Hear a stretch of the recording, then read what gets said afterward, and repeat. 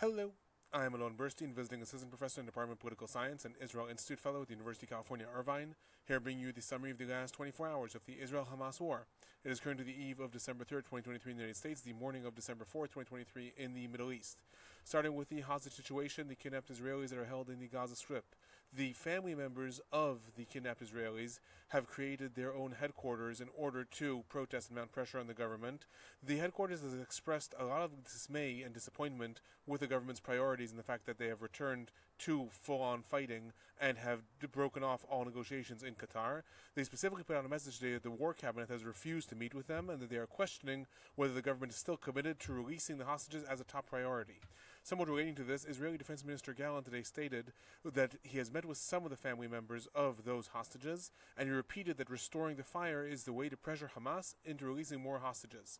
Also relating to this, while no negotiations are taking place, in a meeting of the Likud today, Prime Minister Netanyahu stated, and I'm quoting, "We are continuing to speak with the enemy about releasing hostages. We are speaking with fire."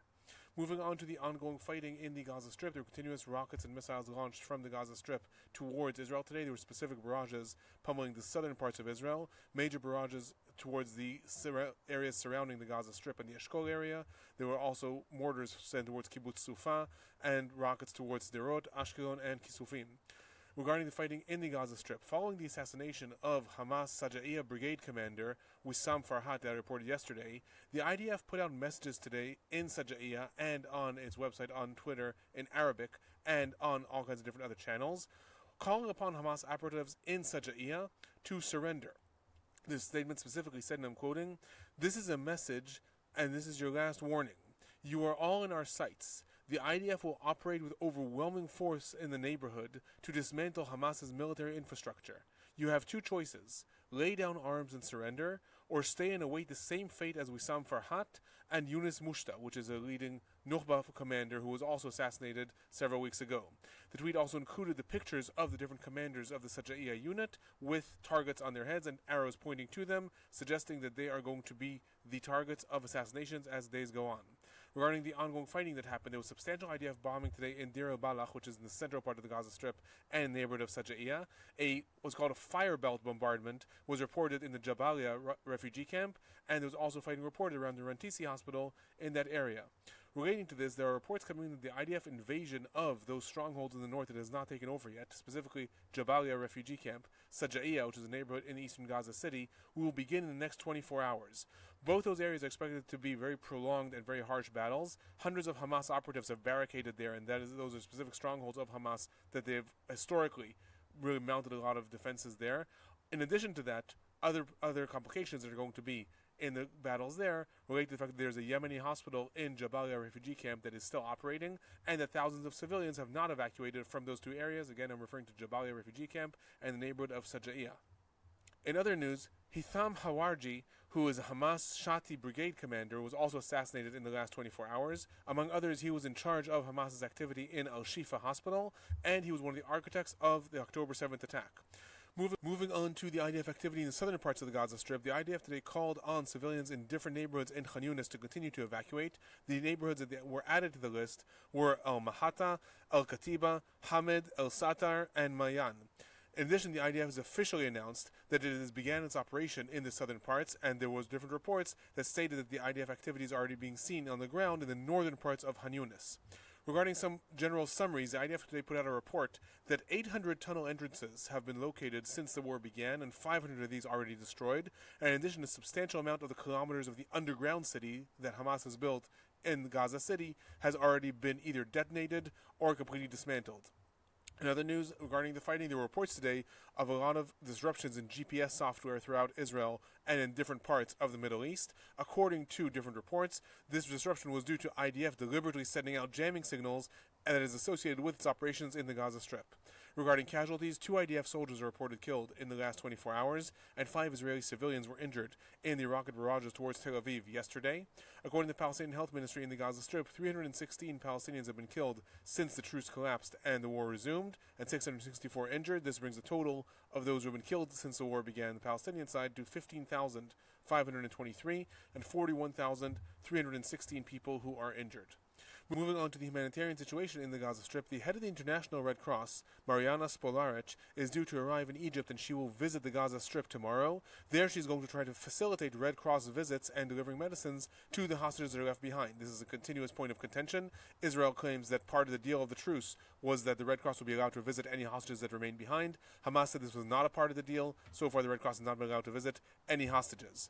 In other humanitarian news, UNRWA today put out messages warning that the collapse of sanitation plants and clean water facilities as a result of re-engaging the war and more limitations put in onto aid trucks that are flowing into the Gaza Strip may result in substantial spreading of disease in Gaza Strip refugee camps. Right now, there are upwards of 1.8 million people who are internally displaced in the Gaza Strip that have crammed into refugee camps down south. UNRWA is now warning of spreading disease in those camps.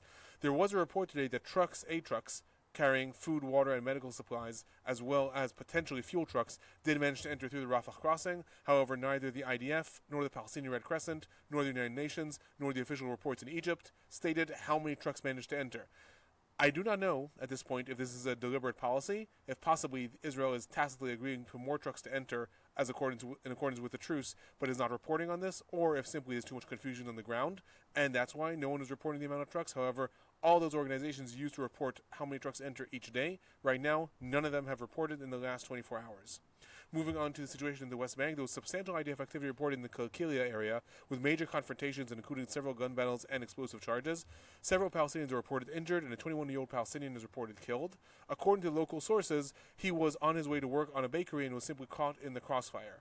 The IDF also reported that the soldier was slightly injured in an explosive device that was thrown at a forest that was in the Silat al-Dahar village in an IDF operation in that area.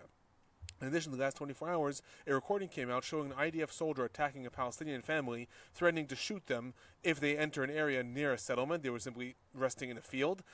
The recording then shows the IDF soldier throwing stones at the family and different settlers around him, encouraging him to do so. The IDF stated in response that the incident does not match the values of the IDF and will be investigated.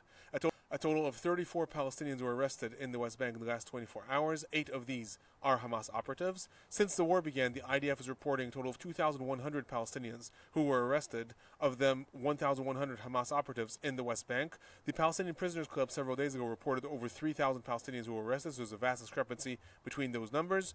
Either way, the IDF continues its crackdowns in the West Bank since the war began. Moving on to the north of Israel, southern parts of Lebanon, there were continuous rockets and mortars fired from southern Lebanon into different parts of the north of Israel. Mortars targeted the area of Zar'it in the Upper Galilee. Beit Nahalal was hit by RPGs. There were also rockets sent towards Kibbutz Dan and Dafna, and shooting attacks against different IDF outposts. Hezbollah claimed responsibility for over 5 border incidents that occurred in the last 24 hours. In the RPG attack in Beit Nahalal, 12 soldiers were likely injured. According to reports, the vehicle they were in was targeted by an RPG missile, and they had just exited the vehicle before the missile hit. Presumably, if they were in the vehicle, they would have all been killed. The IDF retaliated against a wide range of targets, including many Hezbollah outposts and different military infrastructure. In addition, rockets were also launched today from Syria towards the western Golan Heights, specifically near the Hermon area. The IDF is reported to have retaliated with artillery fire against the launching sites. Moving on to the regional developments, with substantial escalations in Yemen today, with 2 different ships that were attacked by the Houthis. One ship, called the Unity Explorer, was lightly damaged. According to reports, the ship belongs to a company in which one of the shareholders is in fact Israeli. The second ship, a British ship going by the name the Number 9, was attacked in the Bab el-Mandab Straits with a surface-to-sea missile and was badly damaged. The operation took over 5 hours saving the ship. It was in danger of drowning. According to different reports, different crates sank, and the USS Carney, who was a destroyer in the area, was called into the area in order to help rescue it, and they also intercepted a drone that was on its way towards that ship as well. The presumption is that the Number 9 was attacked by mistake, as the Houthis thought that it was an Israeli ship, even though it had absolutely nothing to do with Israel, not owned by Israelis, no Israelis on it, no crates on it, nothing like that. According to some reports, the Number 9 was affiliated somewhat with Israel, as it had docked in Israeli shores several years ago, and perhaps that is the source of the mistake, but right now there's no association between that and Israel. Relating to this, spokesperson for the Houthi army, Yahya Saria, today put out a statement, and I'm quoting, "This morning there was an operation targeting 2 Israeli ships in the Bab el-Mandab Straits, the Unity Explorer and the Number 9.